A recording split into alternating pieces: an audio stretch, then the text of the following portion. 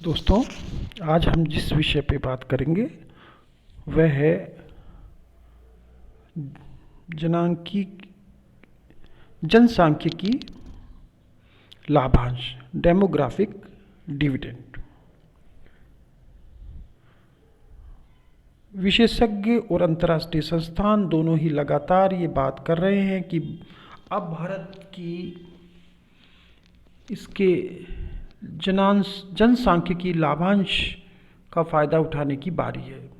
इस चर्चा के चरम पर आर्थिक सर्वेक्षण 2012-13 द्वारा इस विषय पर एक अलग अध्याय प्रकाशित किया गया, चूँकि भारत की निर्भरता का अनुपात तेजी से गिर रहा है। भारत जल्द ही अपने जनसांख्यिकी लाभांश का आनंद लेने के शीर्ष पर पहुंच जाएगा। कार्यशील जनसंख्या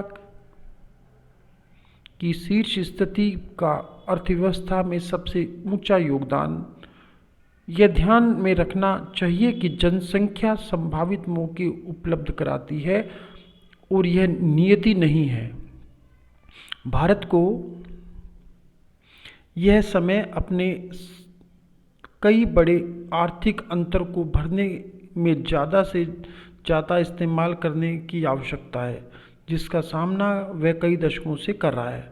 हालिया अध्ययन दर्शाते हैं कि भारत इस समय अलग स्थिति में है। जनसांख्यिकी लाभांश के मौके के आने का इंतजार करने के समय से और जल्द ही भारत इस स्थिति को पीछे छोड़ते हुए भी देखेगा। यह मौका बिल्कुल भी नहीं चूकना चाहिए। संक्रांति काल की बात करें, वैश्विक जनसांख्यिकी आंकड़ों के अनुसार 2016 में बदलाव का समय दिखा था। 1950 के बाद से पहली बार अग्रिम देशों की संयुक्त WA जनसंख्या 15 से 59 वर्षों वर्किंग पॉपुलेशन 15 से 59 की आयु वर्ग वाली गिर रही है। यूएनओ के अनुमानों के मुताबिक अगले 3 दशकों के लिए चीन और रूस अपने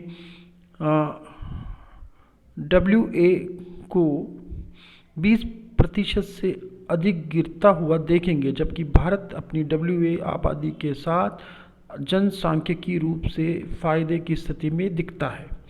इस अवधि में 1/3 बढ़ने की संभावना व्यक्त की गई है। पिछले 2 दशकों की आर्थिक शोध बताते हैं कि पूर्वी एशिया में ऊंची वृद्धि दर जनसांख्यिकी बदलावों द्वारा आई है। अधिक WA जनसंख्या वाले देश अधिक लाभ वाली स्थिति में दिखाई पड़ते हैं, क्योंकि युवा जनसंख्या अधिक उद्यमशील होती है।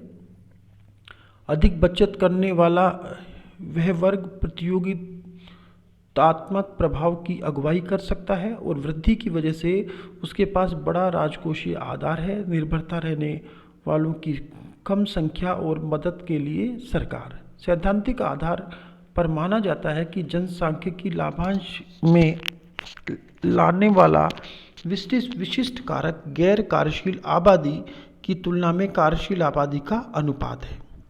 अब भारत में जनसांख्यिकी आंकड़ों की अगर हम बात करें तो भारत की विशिष्टता भारत ब्राज़ील, कोरिया और चीन के लिए 1970 और 2015 के बीच WA और NWA के अनुपात की तुलना यूएनओ के अनुमानों पर आधारित भारत की जनसांख्यिकी प्रोफाइल के बारे में 3 विभिन्न विशेषताएं दर्शाती है, जिसका भारत और उसके राज्यों की वृद्धि की संभावनाओं पर असर पड़ता है। पहला, दूसरे देशों की तुलना में भारत का जनसांख्यिकीय चक्र करीब 10 से 30 वर्ष पीछे है।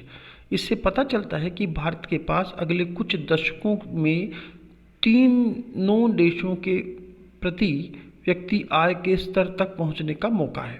दूसरा, भारत का WA और NWA अनुपात अधिकतम 1.7 पर रह सकता है, ब्राज़ील और चीन की तुलना में कहीं कम। इन दोनों में भी 1.7 से अधिक का अनुपात कम से कम 25 वर्ष तक रहा। तीसरा,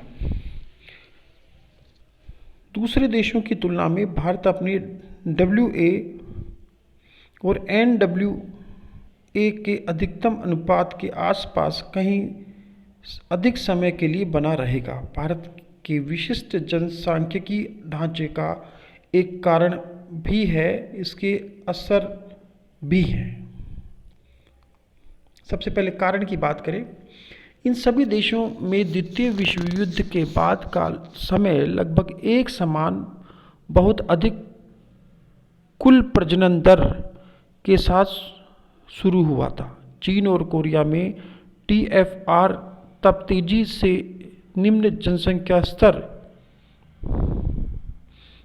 के नीचे गिरी, जिसकी वजह से 2000 की शुरुआत तक WA जनसंख्या वाला हिस्सा बढ़ा। इसके बाद